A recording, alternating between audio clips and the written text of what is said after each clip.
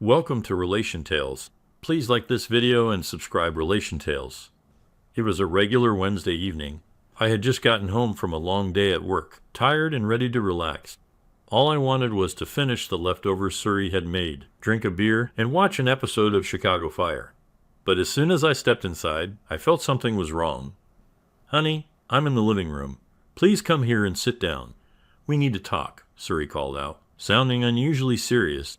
I sighed heavily, feeling a sense of dread creeping in. "I'm coming, dear," I replied, trying to keep my voice steady. When I walked into the living room, I saw Suri sitting nervously on the sofa.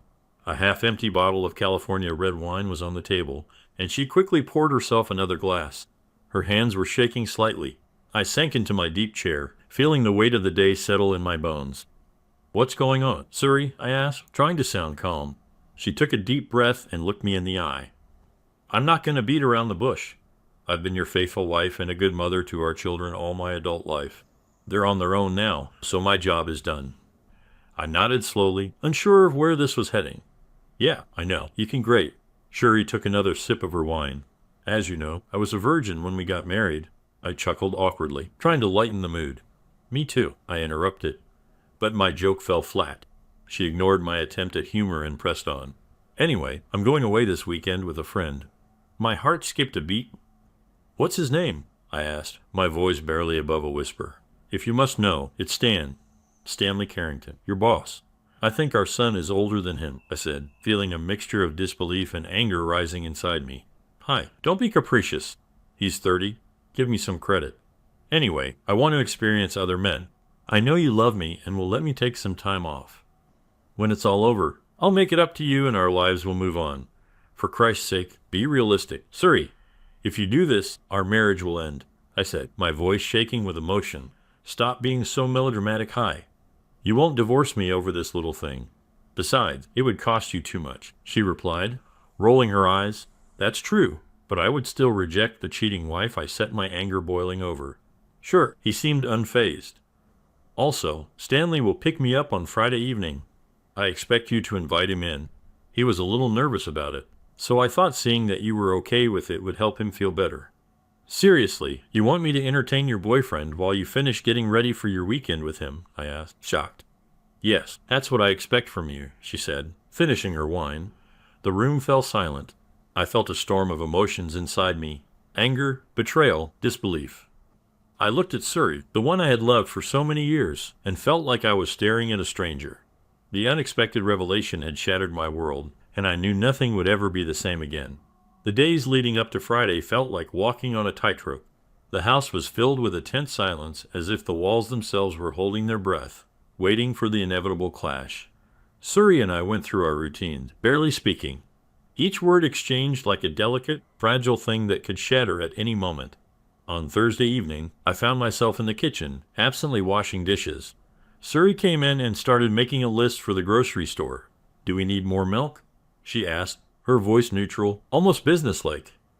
"Yeah, we're running low," I replied, trying to keep my tone equally detached, "and get some bread too." We continued like this, listing off items we needed, avoiding any real conversation. The unspoken tension between us was like a coiled spring, ready to snap. That night, as we got ready for bed, Shuri broke the silence. "Hi, are you really going to make this difficult?" I looked at her, feeling a mixture of sadness and anger. "I just don't understand how you can be so casual about this. You even care about what it's doing to us." She sighed, clearly frustrated. "I've already explained my reasons. I just need this, okay? It's not about you. It's about me." "And what about us? What about our marriage?" I asked, my voice cracking. "Can we not do this right now?" "I'm tired," she said, turning away from me. I watched her climb into bed, feeling more alone than ever. I decided to sleep in the office that night. The pull-up bed wasn't comfortable, but it was better than being close to her. Friday came too quickly. I went through my day at work in a daze, barely able to concentrate. My coworkers noticed I was distracted, but I brushed off their concerns with a forced smile and a vague excuse about being tired. When I got home, the tension was obvious. Suri was busy with last-minute preparations, her suitcase already packed and waiting by the door. I avoided her, retreating to the office to escape the unbearable tension. At exactly 7 p.m., the doorbell rang. The new melody, a haunting tune, echoed through the house. I took a deep breath and walked to the door, feeling like I was marching to my own execution. "Surrey, what was that sound?" I called out, trying to keep my voice steady. "It's the doorbell, honey. I changed the music," she replied from the bedroom. "What is this melody? It's hauntingly familiar," I said, more to myself than to her. "It's called El Duel," she answered nonchalantly. "I don't like it. Please change it later. Now let Stanley in. I need another 15 minutes to get ready. Offer him a drink. He loves bourbon." "Of course, dear," I said, the sarcasm in my voice unmistakable. I opened the door to find Stanley standing there with a smug grin on his face. It took every ounce of self-control not to punch him right then and there. Instead, I forced a smile. "Stanley, come on in," I said, stepping aside to let him enter. "Thanks. Hi. I appreciate this," he said, looking around the house with a curious eye. "Would you like a drink?" "We have bourbon." I offered, my voice strange. "That would be great," he replied, settling himself on the sofa as if he owned the place. I poured him a glass, watching his every move with a growing sense of disgust. The minutes ticked by, each one feeling like an eternity. Finally, Surrey emerged from the bedroom, dressed to the nines and looking radiant. "Stanley, you're here. Sorry to keep you waiting," she said, kissing him on the cheek. "No problem, Surrey. Thanks for the drink," he said, raising his glass to me. I forced a smile, feeling the storm brewing inside me. The calm before the inevitable clash was almost over, and I knew that peace would soon shatter, leaving chaos in its wake. Friday night had finally arrived, and the air in the house was thick with tension. I sat in the living room, staring at the clock, each tick echoing like a drumbeat in my head. Surrey was still in the bedroom, putting the final touches on her appearance. The doorbell's haunting melody broke the silence, signaling the arrival of Stanley. I took a deep breath and walked to the door, my heart pounding in my chest. Opening it, I was greeted by Stanley's smug grin. It took every ounce of self-control not to lash out at him right there. "Stanley, come on in," I said, forcing a smile. "Thanks. Hi." "I appreciate this," he replied, stepping inside. I led into the living room, offering him a seat. "Would you like a drink?" "We have bourbon." "That would be great. Thanks," Stanley said, making himself comfortable on the sofa. I poured him a glass, the tension in the room almost palpable. "Here you go," I said, handing him the drink. "Cheers." "Hi," he said, raising his glass. "Cheers," I replied, my voice strained. Minutes felt like hours as we sat in silence, the only sound the ticking of the clock. Finally, Surrey emerged from the bedroom, looking radiant and ready for her weekend away. "Stanley, you're here." "Sorry to keep you waiting," she said, kissing him on the cheek. "No problem, Surrey. Thanks for the drink." "Hi," he said, raising his glass to me again. I nodded, my stomach churning. The sight of them together, so comfortable and familiar, was almost more than I could bear. "Well, I guess I'll leave you two to it," I said, standing up. As I walked towards the door, something snapped inside me. I turned around and faced Stanley, my anger boiling over. "You know, Stanley, you've got some nerve showing up here," I said, my voice shaking with rage. Stanley looked surprised. "Hi, Save it," I interrupted, stepping closer. "You come into my house, drink my bourbon, and think it's okay to take my wife away for the weekend? You must be out of your mind." "Hi, please, don't make a scene." "A scene? You think this is a scene?" I laughed bitterly. "You haven't seen anything yet." Without another word, I lashed out, my anger and frustration exploding in a violent kick to Stanley's groin. He doubled over in pain, his glass shattering on the floor. As he fell forward, I kneed him in the jaw, sending him sprawling onto the porch. He lay there, unconscious, a mixture of blood and vomit pooling around him. I stood over him, my chest heaving. The red haze of anger began to clear, and I looked at Surrey, who stood frozen in shock. "Hi, what have you done?" she whispered, her voice trembling. I didn't answer. Instead, I walked back inside, closing the door behind me. I locked it, turning the key twice, and leaned against it, trying to steady my breathing. "Surrey, please look outside," I said loudly through the closed door. "You see a man coming. He has some information for you." A few moments later, I heard a voice outside. "Mrs. Surrey Bismer, you've been served." There was a thud behind the door, and I knew Surrey had collapsed. The reality of the situation hit her like a ton of bricks. I stood there, feeling a strange mixture of relief and sorrow. The confrontation was over, but the fallout had just begun. As I walked back to the living room, I knew that nothing would ever be the same again. The storm had hit, and now it was time to pick up the pieces and move on. The morning after the confrontation, the house felt eerily quiet. I woke up in the office, the pull-out bed offering little comfort. The events of the previous night play over and over in my mind. I couldn't shake the image of Stanley lying unconscious on the porch or the look of shock on Shuri's face. I made my way to the kitchen, hoping a cup of coffee might clear my head. As I poured myself a mug of coffee, the front door opened. Suri walked in, her eyes red from crying and her clothes disheveled. "Hi, we need to talk," she said, her voice barely a whisper. I set my coffee down and faced her. "There's nothing left to say. Suri, you made your choice." "I never expected things to go this far," she said, tears filling her eyes. "Well, they did," I replied, trying to keep my voice steady. "You brought Stanley into our home and expected me to be okay with it. What did you think would happen?" I don't know what I thought. She admitted, her voice breaking. "I just needed something different, something new. And what about us? What about our marriage?" I asked, my frustration evident. "I thought we could get through this, that it wouldn't mean the end," she said, looking down at her feet. I shook my head, the reality of the situation settling in. "Suri, you betrayed my trust. Our marriage can't survive that." She looked up at me, her eyes filled with regret. "I'm so sorry. I didn't realize how much I was hurting you."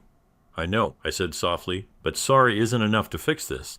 We stood there in silence, the weight of our words hanging in the air. Finally, Suri broke the silence. "What do we do now?" she asked, her voice trembling. "I think it's best if you leave," I said, my voice firm. "We need some time apart to figure things out." She nodded, wiping away her tears. "I understand. I'll pack my things." As she turned to leave, I felt a pain of sadness. Despite everything, a part of me still cared for her, but I knew that this was the right decision. The next few days were a blur. Suri packed her belongings and moved out, leaving the house feeling even emptier than before. I focused on work, trying to keep my mind occupied. Friends and family reached out, offering support and kind words, but I found it hard to talk about what had happened. One evening, a week after Shuri had left, my friend Mike came over. We sat on the porch, drinking beers and talking about everything except my marriage. "You've been through a lot," Mike said, breaking the silence. "How are you holding up?" I shrugged and took a long sip of my beer. "Some days are better than others. It's just hard to believe this is my life now." "I get that," he replied.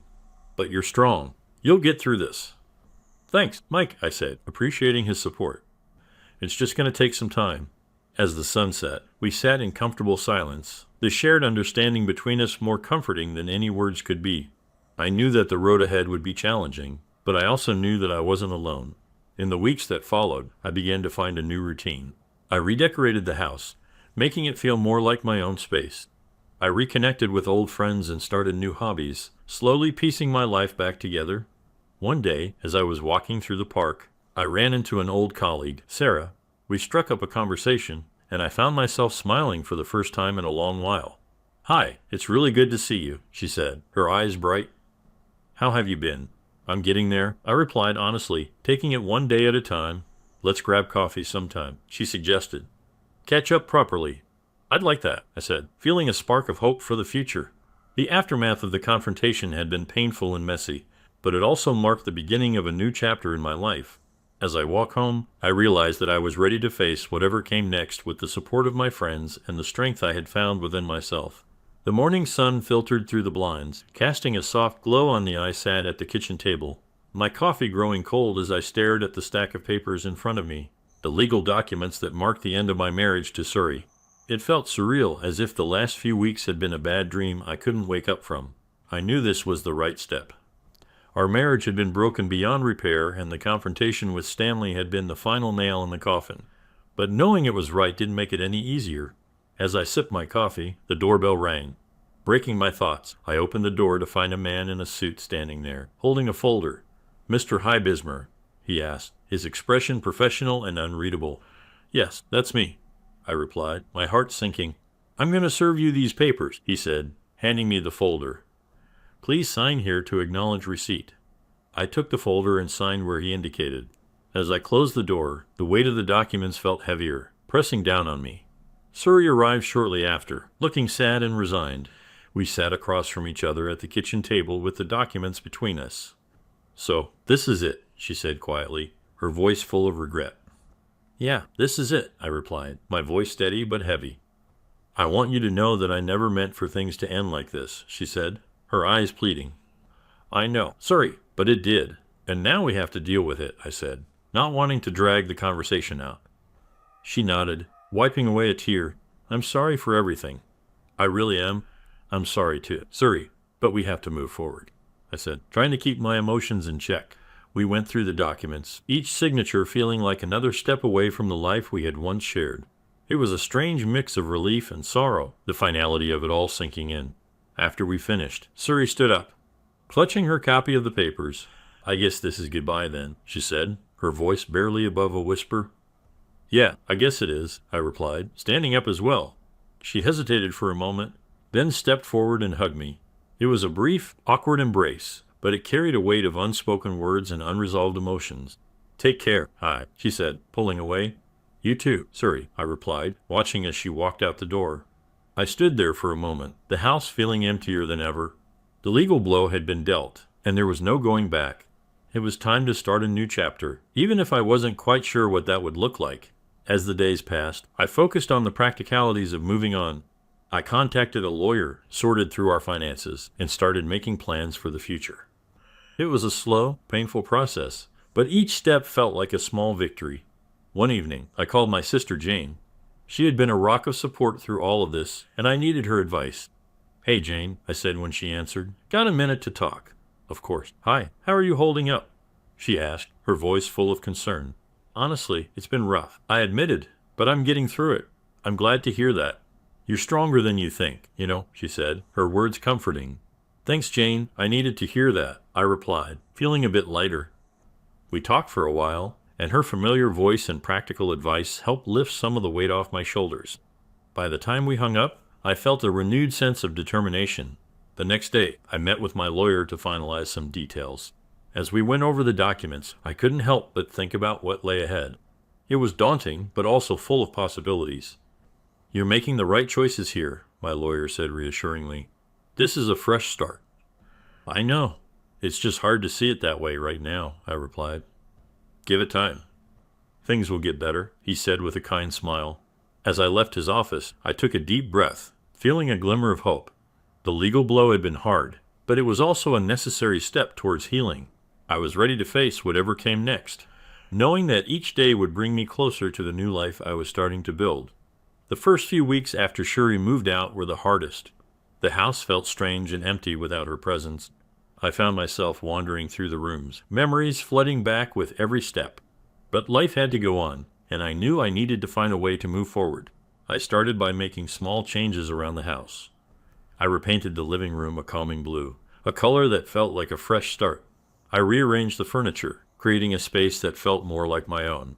It was therapeutic, a way to reclaim my environment and make it reflect the new chapter of my life. One Saturday morning, I decided to tackle the backyard, which had been neglected for far too long. As I pulled weeds and trimmed bushes, I felt a sense of accomplishment. The physical work was a welcome distraction, and it gave me a sense of control in a time that felt overwhelmingly chaotic. While I was working, my neighbor, Mr. Thompson, walked over. He was an older man, always kind and friendly. Morning. Hi. That yard's looking good, he said, leaning on the fence. Thanks, Mr. Thompson. It's a work in progress, I replied, wiping the sweat from my forehead. Yeah, I can see that. Say, why don't you come over for dinner tonight? My wife's making her famous lasagna, he offered with a warm smile. I'd like that. Thanks, Mr. Thompson, I said, feeling grateful for the invitation. Dinner at the Thompsons was just what I needed. Their home was filled with laughter and warmth, a big contrast to the emptiness I've been feeling. We talked about everything and nothing, and the easy conversation was a balm to my weary soul. How are you really doing? Hi? Mrs. Thompson asked gently as we sat around the table. It's been tough, I admit, but I'm trying to take it one day at a time. You're doing great. Hi. It's okay to take it slow, she said kindly. Their support was invaluable, and it reminded me that I wasn't alone. There were people who cared about me, who were willing to lend a hand when I needed it most. As the weeks turned into months, I found new routines and rediscovered old passions. I started going to the gym again, something I had neglected during the turmoil of my marriage. The physical exertion was a release, a way to channel my emotions into something positive. One evening at the gym, I ran into an old friend, Tom. We hadn't seen each other in years, but we picked up right where we left off. "Hi, it's been ages. How have you been?" Tom asked, his face lighting up with a smile. "Hey, Tom, well, it's been a rough time, but I'm getting through it," I replied honestly. "Yeah, I heard about what happened. I'm really sorry, man. But hey, if you ever want to hang out or need someone to talk to, I'm here," he said, clapping a hand on my shoulder. "Thanks, Tom. I appreciate that," I said, feeling a wave of gratitude. We started meeting up regularly, grabbing coffee or catching a movie. It felt good to reconnect, to have someone who understood and could offer a distraction from the heaviness of my thoughts. One afternoon, as we sat in a cafe, Tom brought up an idea. "Hi, have you ever thought about trying something new? Like picking up a new hobby or taking a class?" he suggested. "I don't know. What did you have in mind?" I asked, curious. "There's this cooking class I've been thinking about." "It could be fun and a good way to meet new people," he said, his eyes bright with enthusiasm. "You know what? That actually sounds like a great idea," I said, feeling a spark of excitement. The cooking class turned out to be a fantastic decision. It brought together people from all walks of life, each with their own reasons for being there. We laughed, learned, and shared stories over simmering pots and chopping boards. One evening, while we were cleaning up after class, I found myself talking to Sarah, a fellow classmate. "Hi, you got a real knack for this," she said, nodding towards the pasta I had just made. "Thanks, Sarah. I'm really enjoying it," I replied with a smile. "Me too. It's nice to do something different, isn't it?" she said, her eyes twinkling. "Yes, it really is," I agreed, feeling a sense of connection. As I walked home that night, I felt lighter than I had in months. Moving on wasn't easy, but with the support of friends, old and new, and the courage to try new things, I was starting to see a brighter future. The pain of the past was still there, but it no longer defined my life. I was finding my way, one step at a time, and that was enough. Months had passed since Shuri left, and life had started to settle into a new rhythm. The house, once filled with tension and uncertainty, now felt like a sanctuary. I had repainted the walls, rearranged the furniture, and filled the space with things that brought me joy. It felt like my own place, a reflection of the new chapter in my life. One sunny Saturday morning, I decided to visit the farmer's market downtown. It was something Shuri and I used to do together. But this time I went alone, ready to create new memories. As I wandered through the stalls, the vibrant colors and lively atmosphere lifted my spirits. I picked up some fresh vegetables, a loaf of artisan bread, and a jar of homemade jam. It felt good to indulge in small pleasures. "Hyde, is that you?" a familiar voice called out. I turned around to see Sarah, my cooking class friend, smiling warmly at me. "Sarah, what a surprise. How are you?" I replied, genuinely happy to see her. "I'm great, just picking up some fresh produce for the week."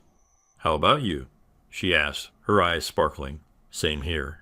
It's a beautiful day for it," I said, holding up my bag of goodies. "Hey, why don't we grab a coffee and catch up?" she suggested. "Sounds perfect," I agreed. We found a cozy cafe nearby and settled into a corner table. The aroma of freshly brewed coffee filled the air, and the hum of conversation created a comforting backdrop. "So, how have you been really?" Sarah asked, her expression sincere. "I've been good." "It's been a journey, but I'm finding my way," I replied, feeling honest. "I'm glad to hear that. You seem lighter and more at peace," she said, looking into my eyes. "I think I am. It's taken time, but I'm starting to see the good in this new beginning," I said, sipping my coffee. Sarah smiled. "That's wonderful." "Hi, you deserve happiness." "Thank you, Sarah. That means a lot," I said, feeling a warmth spread through me. As we chatted, I realized how much I enjoyed her company. She was kind, understanding, and had a way of making me feel at ease. When we finally parted ways, I felt a sense of anticipation for the future. Back at home, I decided to try out a new recipe from our cooking class. The kitchen, once a place of shared memories, was now a space where I could create new ones. I chopped vegetables, simmered sauces, and lost myself in the process. Later that evening, as I sat down to a delicious homemade meal, I felt a deep sense of contentment. The house was quiet, but it was a peaceful quiet, filled with the promise of new beginnings. The following week, I received a call from my lawyer. "Hi, I just wanted to let you know that everything is finalized. The divorce is official," he said. "Thanks for letting me know," I replied, a mix of emotions washing over me. "How are you feeling about it?" he asked, his tone concerned. "I'm okay. It's a relief, honestly." I'm ready to move on, I said, realizing it was the truth. That's good to hear. If you need anything, don't hesitate to call, he said. I appreciate that. Thanks for everything, I said before hanging up. I sat there for a moment, letting the reality sink in. It was over, and with it, a chapter of my life had come to a close. But in its place, a new chapter was beginning, one filled with hope and possibility. A few days later, I received a text from Sarah. Hey, a few of us from the cooking class are getting together this weekend for a potluck. We'd love for you to join us. I smiled, feeling excited. Count me in, I replied. The potluck was a joyful event. We laughed, shared stories, and enjoyed each other's cooking. It reminded me of the beauty of community and the power of new connections. As the evening ended, Sarah and I found ourselves alone on the porch, with the cool night air around us. I'm really glad you came tonight, she said softly. Me too, Sarah. This has been one of the best nights I've had in a long time, I admitted. Here's to many more, she said, raising her glass. To new beginnings, I said, clinking my glass with hers. As we looked up at the starry sky, I felt a deep sense of peace. The journey had been tough, but it had brought me to this moment of new beginnings, filled with hope, friendship, and the promise of a brighter future. Moving on wasn't just about leaving the past behind. It was about embracing the present and looking forward to the future. For the first time in a long while, I was truly excited about what was to come. Second story, I'm a 32-year-old woman who's been with my boyfriend since 2022. We met through friends and felt a strong connection right away. I got married in 2016 through an arranged marriage, but my husband was an alcoholic, abusive, and violent. Coming from a conservative family, I tried hard to make the marriage work. But when the abuse became frequent and I started fearing for my life, I decided to end it and filed for divorce. In my country, divorce is very difficult and the legal process is tough. In 2022, I met my ex. Let's call him John. We started dating and developed feelings for each other. He didn't know about my past at first. I told him I had been in an abusive relationship, but when I felt ready to share that I was divorced, he had a strong reaction and we stopped talking for a week. Even though we don't live together, we spent a lot of time together since we're in the same city. After apologizing for his reaction, we got back to being okay, or so I thought. Recently, his family started asking about marriage and found some potential matches. John said he talked about me to his family and that everything would be fine. A few days ago, while spending a weekend together, the topic of marriage came up, and he confessed that he had cheated on me during our fights. He blamed me for not giving him enough sex, lying about my past, or other reasons like wanting to check if everything was working properly or not finding me attractive enough.